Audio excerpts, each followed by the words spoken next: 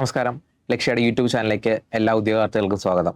ഒരുമാതിരിപ്പെട്ട എല്ലാ ഉദ്യോഗാർത്ഥികളും നേരിടുന്ന ഒരു പ്രധാന പ്രശ്നമാണ് കോമ്പറ്റീറ്റീവ് എക്സാമിനുള്ള മാത്സ് എന്ന് പറയുന്നത്. പലർക്കും അത് ബുദ്ധിമുട്ടാണ്. അപ്പം അതിനെപ്പറ്റിയാണ് ഇന്നത്തെ നമ്മുടെ ഈ വീഡിയോ. ശരിക്കും എന്താണ് നമ്മുടെ റിക്വയർമെന്റ് എന്നുള്ള കാര്യം നമ്മൾ ആദ്യം മനസ്സിലാക്കണം. ഈ കോമ്പറ്റീറ്റീവ് എക്സാമിന് ഉപകാരപ്പെടുക എന്നുള്ളതിൽ കവിഞ്ഞിട്ട് നമ്മുടെ ഡെയിലി ലൈഫിലും എന്ത് ചെയ്യും, നമുക്ക് ഈ മാത്സ് ഉപകാരപ്പെടും. അതായത് നമ്മളിപ്പം ഷോപ്പിങ്ങിന് പോവുകയാണെങ്കിലോ അല്ലെങ്കിൽ എന്തെങ്കിലും ബാങ്ക് റിലേറ്റഡ് ഉള്ള കാര്യങ്ങൾ പോകുമ്പോഴത്തേക്ക് നമ്മൾ ലോൺ എടുക്കാനാണെങ്കിലും ശരി, പൈസ ഡെപ്പോസിറ്റ് ചെയ്യാനാണെങ്കിലും ശരി, അല്ല മറ്റെന്തെങ്കിലും ആവശ്യം ഇൻവെസ്റ്റ് ചെയ്യാനാണെങ്കിൽ കൂടിയും എന്താണ് നമ്മൾ ഈ മാത്സ് എന്ന് പറയുന്ന സാധനം നമുക്ക് ഉപകാരപ്പെടും. അത് നമുക്ക് ഒഴിവാക്കാൻ പറ്റാത്ത ഒരു വിഷയമാണ് എന്ന് പറയുന്നത് മാത്സ് എന്ന് പറയുന്നത്.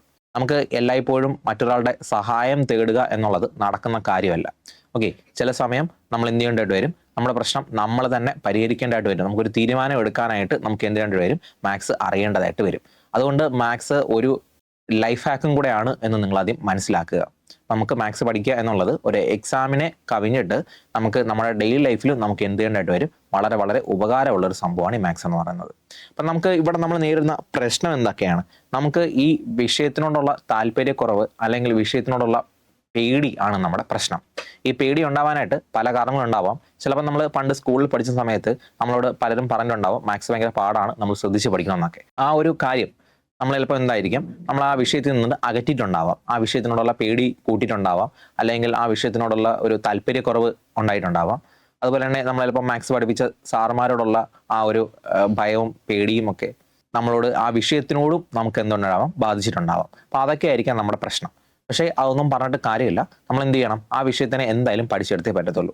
അതൊരു സ്കില്ലാണ്. ഇതൊരു സബ്ജക്റ്റ് എന്നുള്ളത് കവിഞ്ഞിട്ട് ഒരു സ്കില്ലാണ്. നമ്മുടെ ഡെയിലി ലൈഫിൽ നമുക്ക് വളരെ വളരെ അത്യാവശ്യം വേണ്ടുന്ന ഒരു സ്കില്ലാണെന്ന് പറയുന്നത് ഈ മാത്സിലെ നോളജ് എന്ന് പറയുന്നത്. അപ്പം അത് എങ്ങനെ പരിഹരിക്കാം, നമ്മൾ ഈ വിഷയത്തിൽ എങ്ങനെ അറിവ് നേടാം, ഇതിനോടുള്ള നമ്മുടെ താല്പര്യക്കുറവ് അല്ലെങ്കിൽ പേടി എങ്ങനെ മാറ്റാം എന്നുള്ളതിനെ പറ്റിയാണ് ഇന്നത്തെ ഈ വീഡിയോ. അപ്പം അതിൽ നമ്മൾ കടന്നു പോകേണ്ട കുറച്ച് സ്റ്റെപ്സും കാര്യങ്ങളൊക്കെ ഉണ്ട്. അതിൽ ആദ്യം നമ്മൾ ചെയ്യേണ്ട കാര്യം ഈ ഫണ്ടമെന്റൽസ് ക്ലിയർ ചെയ്യുക എന്നുള്ളതാണ്. അടിസ്ഥാനം ശരിയാണെന്നുണ്ട് എങ്കിൽ പിന്നെ നമുക്ക് ഇതിൽ ബാക്കി പഠിച്ചെടുക്കുക അല്ലെങ്കിൽ ഉപയോഗിക്കുക എന്നുള്ളത് വളരെ എളുപ്പമുള്ള കാര്യമാണ്. അപ്പം അടിസ്ഥാനം എന്ന് പറയുമ്പോഴത്തേക്കും ഏറ്റവും കുഞ്ഞു കാര്യം തൊട്ട് നമ്മൾ ക്ലിയർ ചെയ്യാനായിട്ട് തുടങ്ങണം. ഏറ്റവും കുഞ്ഞു കാര്യം എന്ന് പറഞ്ഞാൽ നമ്മൾ അഡിഷൻ സപ്രഷൻ തന്നെയാണ് ഏറ്റവും കുഞ്ഞു കാര്യം എന്ന് പറയുന്നത്. ആഡ് ചെയ്യാനും സബ്ട്രാക്ട് ചെയ്യാനും അതുപോലെ തന്നെ മൾട്ടിപ്ലിക്കേഷനും ഡിവിഷനും നമ്മൾ എന്ത് ചെയ്യണം, ആദ്യം സെറ്റ് ആക്കണം. അപ്പം ആഡ് ചെയ്യുക ഒട്ടുമിക്ക ആൾക്കാർക്കും അറിയാവുന്ന കാര്യം തന്നെയായിരിക്കും. സപ്രഷൻ നമുക്ക് അതുപോലെ തന്നെയായിരിക്കും. പക്ഷേ അത് മനസ്സിൽ കൂട്ടിയെടുക്കാനും കൂടെ നമ്മൾ എന്ത് ചെയ്യേണ്ടതായിട്ടുണ്ട്, ശീലിക്കേണ്ടതായിട്ടുണ്ട്. പിന്നെ നമ്മൾ പഠിക്കേണ്ടത് ഫ്രാക്ഷനും ഡെസിമലും. ഇത്രയും കാര്യങ്ങളാണ് ബേസ് ആയിട്ട് നമ്മൾ പഠിക്കേണ്ടത്. നമ്മൾ ഈ വലിയ വലിയ മാത്സ് ഒക്കെ, അതായത് ട്രിഗ്നോമെട്രി, ഓൾജിബ്ര, ജോമെട്രി, അതൊക്കെ നമുക്ക് ഡെയിലി ലൈഫിൽ ആവശ്യം വരില്ല.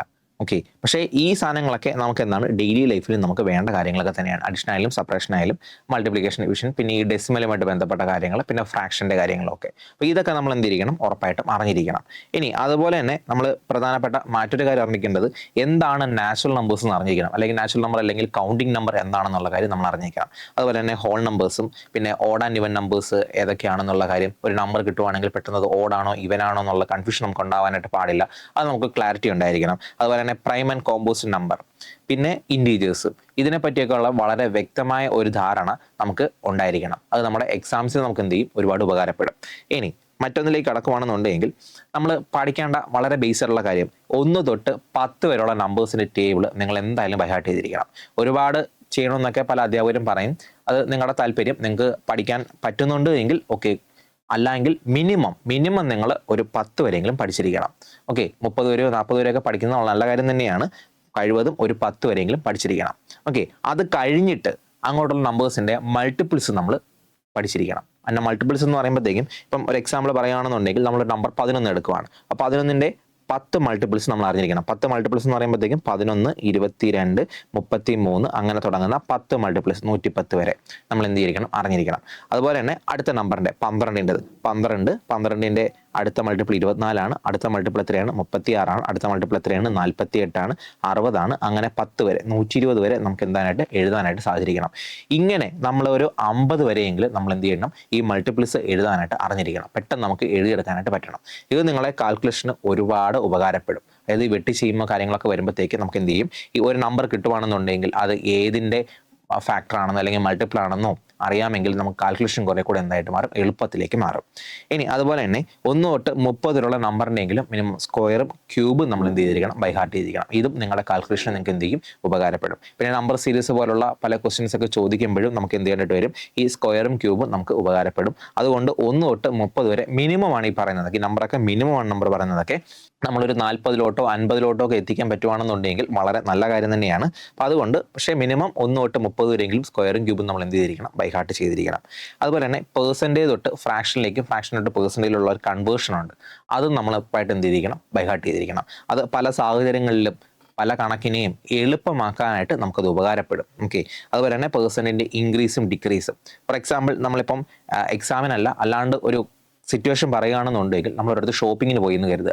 ഷോപ്പിങ്ങിന് പോകുമ്പോഴത്തേക്കും അവിടെ ഉറപ്പായിട്ട് ഡിസ്കൗണ്ട് എന്നോ അങ്ങനെയുള്ള കാര്യങ്ങളൊക്കെ കാണും. അത് ചിലപ്പം ഒരിടത്ത് ഒരു 30% ഡിസ്കൗണ്ട് എന്ന് കാണുവാണെന്നുണ്ടെങ്കിൽ, ഒരു ഷോപ്പിങ്ങിൽ ഒരു പർച്ചേസിൽ 30% ഡിസ്കൗണ്ട് എന്ന് കാണുവാണെന്നുണ്ടെങ്കിൽ, ഡിസ്കൗണ്ട് എന്ന് പറയുമ്പോഴത്തേക്കും വില കിഴിവാണെന്നും വില കുറയുവാണെന്നും ആ നമ്പറിൻ്റെ 30% കണ്ടുപിടിച്ചിട്ട് അതിനെ അവിടെ നിന്ന് തന്നെ കുറയ്ക്കാനുള്ള ആ ഒരു കപ്പാസിറ്റി നമുക്ക് എന്ത് ചെയ്യണം, ഉണ്ടാവണം. അതിന് വേണ്ടിയിട്ട് ഇപ്പം 30 വളരെ എളുപ്പമാണ്. നമുക്ക് 33.1/3 എന്ന് കാണുവാണെന്നുണ്ടെങ്കിൽ, 33.1/3% ഡിസ്കൗണ്ട് എന്ന് കാണുവാണെന്നുണ്ടെങ്കിൽ ചിലപ്പോൾ നമ്മൾ പെട്ടുപോകും. അപ്പം ഇതിൻ്റെ ഫ്രാക്ഷൻ നമുക്ക് അറിയാം എന്നുണ്ടെങ്കിൽ നമുക്ക് എന്ത് ചെയ്യാനായിട്ട് വരും, പെട്ടെന്ന് എളുപ്പത്തിൽ നമുക്കത് കണ്ടുപിടിക്കാനായിട്ട് സാധിക്കും. ഇതിൻ്റെ ഫ്രാക്ഷൻ എന്ന് പറഞ്ഞാൽ 1/3 ആണ്. 1/3 എടുത്തങ്ങ് കുറച്ചാൽ മതിയാകും.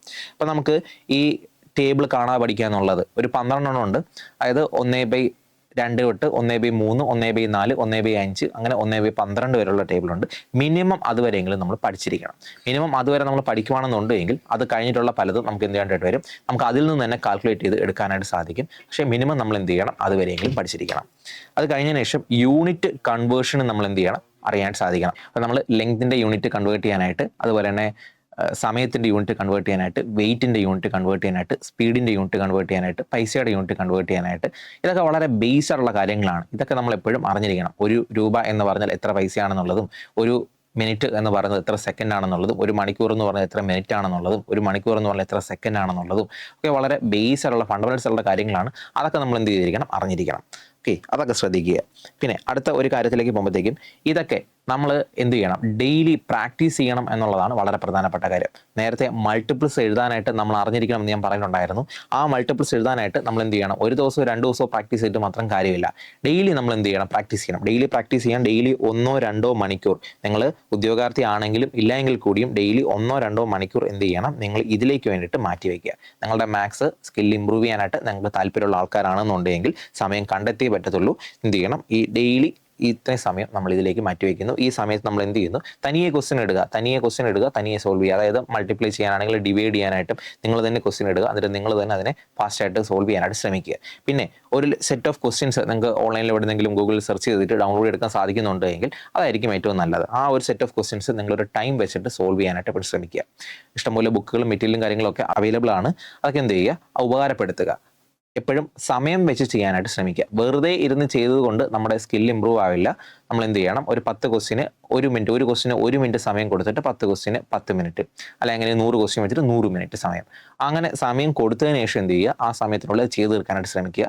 അത് കഴിഞ്ഞതിന് ശേഷം കിട്ടാതെ പോയതും തെറ്റിപ്പോയതും ഒന്നുകൂടെ പ്രാക്ടീസ് ചെയ്യുവാണെങ്കിൽ നിങ്ങളുടെ സ്കില്ല് എന്ത് ചെയ്യും, അടുത്ത ദിവസം വരുമ്പോഴത്തേക്കും കുറെ കൂടി ഇമ്പ്രൂവ് ആവും. തുടക്കത്തിൽ നിങ്ങൾക്ക് ഈ 1 മണിക്കൂർ സമയം കൊണ്ട് 60 ക്വസ്റ്റ്യൻ ഇരിക്കുവാണെന്നുണ്ടെങ്കിൽ തുടക്കത്തിൽ ചിലപ്പോൾ നമുക്ക് 20 ക്വസ്റ്റിനെ ചെയ്യാൻ പറ്റുന്ന വരത്തുള്ളൂ, ചിലപ്പോൾ 10 ക്വസ്റ്റിനെ ചെയ്യാൻ പറ്റുന്ന വരത്തുള്ളൂ.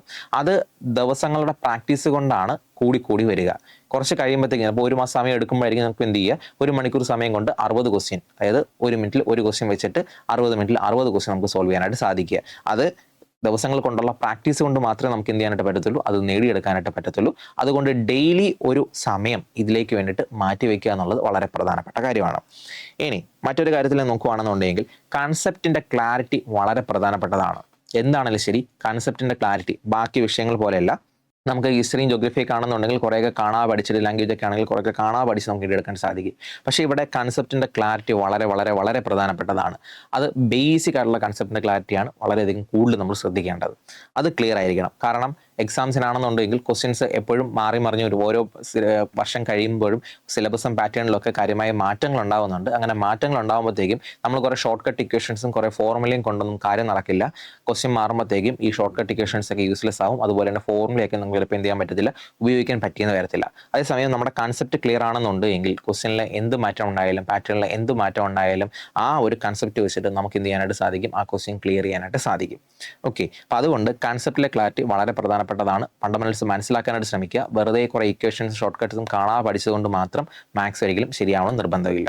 ഇനി മറ്റൊരു കാര്യത്തിൽ നിങ്ങൾ പോകുകയാണെന്നുണ്ടെങ്കിൽ ഷോർട്ട് നോട്ട്സ് ഉണ്ടാക്കണം എപ്പോഴും. അതായത് നേരത്തെ മെൻസ്ട്രേഷനിലോട്ടൊക്കെ വരുമ്പോഴത്തേക്കും 2D 3D ഇക്വേഷൻസ് ഒക്കെ ഉണ്ട്. ഏരിയ കണ്ടുപിടിക്കാനും വോളിയം കണ്ടുപിടിക്കാനും ഒക്കെ ഉള്ള ഇക്വേഷൻസും മറ്റും കാര്യങ്ങളൊക്കെ ഉണ്ട്. അതെപ്പോഴും ചെറിയ ചെറിയ നോട്ടുകളാക്കി എഴുതി സൂക്ഷിക്കുന്നത് എന്തുകൊണ്ട് നല്ലതായിരിക്കും. ഇടയ്ക്കിടയ്ക്ക് റിവൈസ് ചെയ്യുവാണെന്നുണ്ടെങ്കിൽ റിവൈസ് ചെയ്യാനായിട്ട് അത് നമുക്ക് വളരെയധികം ഉപകാരപ്പെടും. അതുകൊണ്ട് ഇക്വേഷൻസ് ഇതേപോലുള്ള ജോമെട്രിയിലുള്ള ഇക്വേഷൻസും മറ്റു കാര്യങ്ങൾ ഓൾജിബ്രയിലും ജോമെട്രിയിലും ട്രിഗണോമെട്രിയിലും മെൻസ്ട്രേഷനിലൊക്കെ ഉള്ള ഇക്വേഷൻസും കാര്യങ്ങളൊക്കെ നിങ്ങളൊരു നോട്ടായിട്ട് പ്രിപ്പയർ ചെയ്ത് വെക്കുക.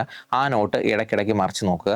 അത് നിങ്ങളെ എപ്പോഴും എന്ത് ചെയ്യണം, ബൈഹാർട്ട് ചെയ്യാനായിട്ട് ഒരുപാട് ഉപകാരപ്പെടും. ഓക്കെ, പരീക്ഷയ്ക്ക് മുമ്പൊക്കെ ചിലപ്പോൾ നമുക്ക് മറിച്ച് നോക്കാനായിട്ട് നമുക്ക് എന്ത് ചെയ്യും, ഉപകാരപ്പെടും. അതുകൊണ്ട് അതൊക്കെ ഒരു നോട്ടായിട്ട് എഴുതി അത് സൂക്ഷിക്കാനായിട്ട് ശ്രമിക്കുക. ഓക്കെ, പിന്നെ മറ്റൊരു കാര്യം നിങ്ങൾ ചെയ്യേണ്ടത് മൈൻഡ് കാൽക്കുലേഷൻ പ്രാക്ടീസ് ചെയ്യണം. അപ്പോൾ എല്ലാ സമയം നമുക്ക് എന്ത് ചെയ്യാൻ പറ്റത്തില്ല, ഒരു കാൽക്കുലേറ്ററിൻ്റെയോ ഒരു പെൻ ആൻഡ് പേപ്പറിൻ്റെയോ സഹായം തേടാനായിട്ട് സാധിച്ചെന്ന് വരത്തില്ല. ഫോർ എക്സാമ്പിൾ നമ്മളിപ്പോൾ ഒരു മാർക്കറ്റിൽ നിൽക്കുവാണെന്ന് വിചാരിക്കുക, അല്ലാന്നുണ്ടെങ്കിൽ ഒരു ബസ്സിൽ നമ്മൾ നിൽക്കുവാണെന്ന് വിചാരിക്കുക. ബസ്സിൽ നമ്മൾ ടിക്കറ്റ് എടുത്തു, ടിക്കറ്റിൻ്റെ വില 43 രൂപയാണ്. നമ്മളൊരു 100 200 നോട്ട് കൊടുത്തു എന്ന് വിചാരിക്കുക. അപ്പോൾ നമ്മൾ എന്ത് ചെയ്യണം, നമുക്ക് ആ നേരത്തിന് നമുക്ക് എത്ര ബാലൻസ് കിട്ടാനുണ്ട് എന്നുള്ള കാര്യം നമുക്ക് പേപ്പറിൽ എഴുതി കൂട്ടാനോ ചിലപ്പം കാൽക്കുലേറ്റർ ഫോണിലെ കാൽക്കുലേറ്റർ ഉപയോഗിക്കാൻ പോലും ചിലപ്പോൾ നമുക്ക് നേരം കിട്ടി അല്ലെങ്കിൽ സാഹചര്യം ഉണ്ടായി എന്ന് വരത്തില്ല. അപ്പോൾ അന്നേരം നമുക്ക് എന്ത് ചെയ്യും, ഈ മൈൻഡ് കാൽക്കുലേഷൻ ഉപകാരപ്പെടും എന്നുള്ളതാണ്. ഓക്കെ, അപ്പോൾ എന്ത് ചെയ്യും, നമുക്ക് മനസ്സിൽ തന്നെ കുറച്ച് ഉത്തരം കണ്ടുപിടിച്ചെടുക്കാനായിട്ട് സാധിക്കും. അതുകൊണ്ട് മൈൻഡ് കാൽക്കുലേഷൻ വളരെ പ്രധാനപ്പെട്ടതാണ്. സിറ്റുവേഷൻ വരുമ്പോഴല്ല നമ്മൾ ഈ മൈൻഡ് കാൽക്കുലേഷൻ്റെ പുറകെ പോകേണ്ടത്. നമ്മൾ അല്ലാതെ പ്രാക്ടീസ് ചെയ്യുന്ന സമയത്ത്, വീട്ടിലിരുന്ന് വർക്കൗട്ട് ചെയ്യുന്ന സമയത്ത് നമ്മൾ എന്ത് ചെയ്യണം, ഈ മൈൻഡ് കാൽക്കുലേഷൻ ചെയ്യാനായിട്ട് ശ്രമിക്കണം. ഇത് ഒരു സ്കില്ലാണ്. സ്കില്ല് നമ്മൾ നേടിയെടുക്കുന്നത് പ്രാക്ടീസിലൂടെയാണ്. എത്രത്തോളം കൂടുതൽ നിങ്ങൾ പ്രാക്ടീസ് ചെയ്യുന്നു അത്രയും നിങ്ങളതിൽ എക്സ്പേർട്ട് ആകും എന്നുള്ളതാണ്, അത്രയും നമ്മളതിൽ മാസ്റ്റർ ചെയ്യും എന്നുള്ളതാണ്. അപ്പോൾ അതുകൊണ്ട് നിങ്ങൾ എന്ത് ചെയ്യുക, പ്രാക്ടീസ് ചെയ്യുക. പഠിക്കുന്ന സമയത്ത് പ്രാക്ടീസ് ചെയ്യുന്ന സമയത്ത് നിങ്ങൾ എന്ത് ചെയ്യുക, മൈൻഡ് കാൽക്കുലേഷനായിട്ട് അപ്ലൈ ചെയ്യുക. അങ്ങനെ അപ്ലൈ ചെയ്ത് നിങ്ങളുടെ സ്കില്ല് ഇമ്പ്രൂവ് ആക്കി എടുക്കുക. അപ്പോൾ നമുക്ക് ബാക്കി സിറ്റുവേഷൻ വരുമ്പോഴത്തേക്ക് നമുക്ക് എന്ത് ചെയ്യാനായിട്ട് പറ്റും, വളരെ എളുപ്പത്തിൽ കാൽക്കുലേറ്റ് ചെയ്ത് എടുക്കാനായിട്ട് സാധിക്കും. അതുകൊണ്ട് മൈൻഡ് കാൽക്കുലേഷൻ വളരെ പ്രധാനപ്പെട്ടതാണ്. അബാക്കസ് പോലുള്ള കാര്യങ്ങളൊക്കെ പഠിക്കാനായിട്ട് ശ്രമിക്കുന്നത് വളരെ നല്ലതായിരിക്കും. പിന്നെ എല്ലാ തവണയും നമ്മൾ വളരെ കൃത്യമായ ഉത്തരം കണ്ടുപിടിക്കണമെന്ന് നിർബന്ധമൊന്നുമില്ല. അപ്രോക്സിമേഷൻ ഉപയോഗിച്ചിട്ട് ചില സമയം നമുക്ക് എന്ത് ചെയ്യാനായിട്ട് സാധിക്കും, ക്വസ്റ്റ്യൻ സോൾവ് ചെയ്യാനായിട്ട് സാധിക്കും. അതായത് ഏതെങ്കിലും ഒരു നമ്പറിൻ്റെ 1/3% കണ്ടുപിടിക്കാൻ പറയുന്ന സമയത്ത് നമ്മൾ കൃത്യമായ വാല്യൂ കണ്ടുപിടിക്കാൻ നിർബന്ധമൊന്നുമില്ല. നമ്മൾ അതുമായിട്ട് അടുത്ത ഉള്ള ഒരു വില കണ്ടുപിടിച്ചാൽ നമുക്ക് എന്ത് ചെയ്യാനായിട്ട് സാധിക്കും, ക്വസ്റ്റ്യൻ സോൾവ് ചെയ്യാനായിട്ട് സാധിക്കും. നമുക്ക് ഓപ്ഷനിൽ നിന്ന് എടുത്തിട്ട് ക്വസ്റ്റ്യൻ സോൾവ് ചെയ്യാനായിട്ട് സാധിക്കും. ഓക്കെ, അപ്പോൾ അതുകൊണ്ട് എല്ലാ തവണയും എക്സാക്റ്റ് വാല്യൂ കണ്ടുപിടിക്കാൻ പോകുന്നതിനേക്കാളും അപ്രോക്സിമേഷനും കൂടെ പ്രയോഗിക്കാനായിട്ട് ശ്രമിക്കുക.